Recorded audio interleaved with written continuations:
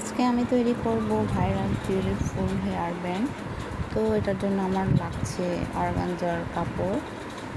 তো আমার বাসায় অর্গানজার কাপড় ছিল, তো আমি ওখান থেকে নিয়ে নিয়েছি 3.5 ইঞ্চি বাই 4.5 ইঞ্চির একটা কাপড় নিয়েছি আমি।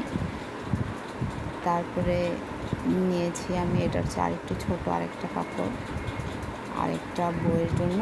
তো 2টা বউ লাগবে আমার এটা করার জন্য। তো আমি বউগুলোকে সেলাই করে নিলাম মেশিনের চারপাশ দিয়ে। তারপরে আমি ফুলের জন্য তৈরি করতেছি।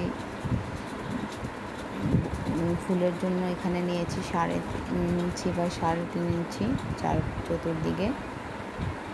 তারপরে আমি এটাকে 4 ভাঁজ করে আমি এটাকে ফুলের জন্য আমরা পায়জামার ফিতা যেভাবে রেডি করি সেভাবে ডাবল দিয়ে আমরা সেটা সেলাই করেছি। তারপরে আমরা দিলাম ওটার ভিতরে ছোট ছোট কাপড়ের টুকরা দিয়ে তারপর আমি সেটাকে সেলাই করে দিয়েছি। সেলাই করে 2 পাশ থেকে একবার, মাঝখান থেকে একবার, তারপরে 2 পাশ থেকে একবার এভাবে দিয়ে আমি এই ফুলটা রেডি করলাম, টিউলিপ ফুলটা। তারপরে আমি এটা ভালোভাবে আটকে দিয়েছি যেন এটা খুলে না যায়, যেহেতু এটার ভিতরে ছোট টুকরো কাপড়গুলো আছে। তো আমি এভাবে রেডি করলাম। আর আমি ফিতাটা রেডি করেছি একটা টিয়া কালারের কাপড় দিয়ে। তারপরে আমি সেটা উল্টে নিয়েছি। পায়জামার আমরা যেভাবে আমাদের গলার ফিতাগুলো রেডি করি সেভাবে আমি রেডি করেছি। তারপরে আমি টিউলিপ ফুলের নিচের অংশে সেটাকে আমি ঘুরে দিয়েছি, একটু দিয়ে অ্যাঙ্গেল করে ঢুকে দিলাম ওটা ফিতাটা। তারপরে আমি বউগুলোকে রেডি করলাম মাঝখানে, বউয়ের এক অংশের মাঝখানে আমি একটু ফুটো করে তারপরে কোনাগুলো আমি সুন্দর করে উল্টে দিয়েছি। উল্টে দিয়ে কোনাগুলোকে আমি সুন্দর করে শার্প করে নিচ্ছি যেন কোনাগুলো সুন্দর দেখা যায়,